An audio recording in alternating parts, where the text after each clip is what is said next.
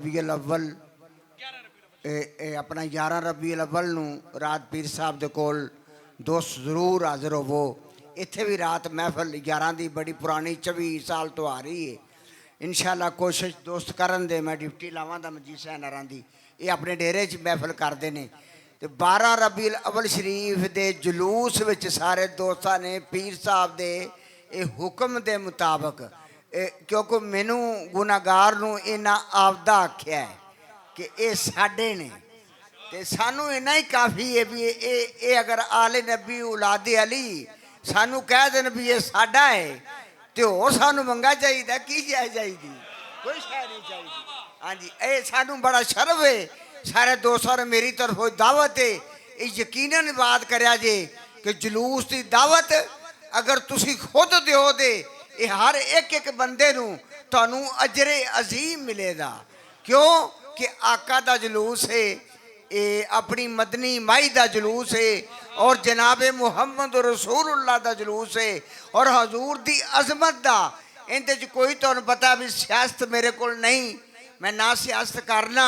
ना मेरे को सियासी लोग आंदे ने सिर्फ ये अपना मुहब्बत रसूल और जिन्नियां महफिलां असी 60 रोज़ा प्रोग्राम रखने अपना इलाके दे अंदर ते हर पुरांग यानी हर प्रोग्राम दे विच जिन्हां दे महल्ले च जिन्हां दी मस्जिद च प्रोग्राम होवे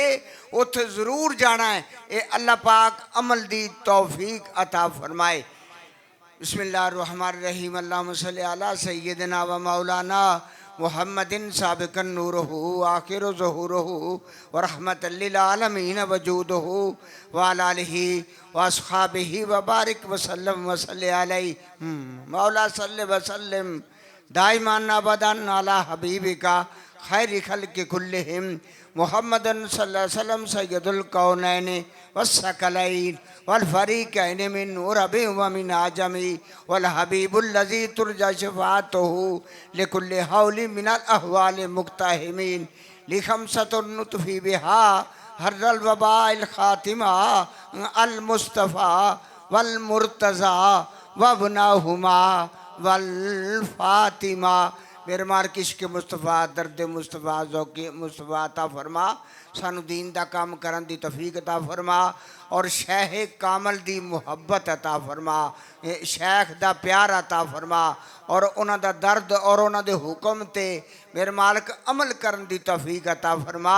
मेरे दिल में किसी गैर की मोहब्बत मिटा दो या रसूल अल्लाह मुझे अपने दर का गुलाम बना लो या रसूल अल्लाह रब्ब ला तज़रनी फ़र्दम व अंत खैरुल वारिसीन फ़विदु अमरी इलल्लाह इन्नल्लाह बसीरुम बिल इबाद सल्लल्लाहु तआला अलैहि खैरि खल्क़िही मुहम्मदिन व अला आलिहि व अस्हाबिही अजमाइन।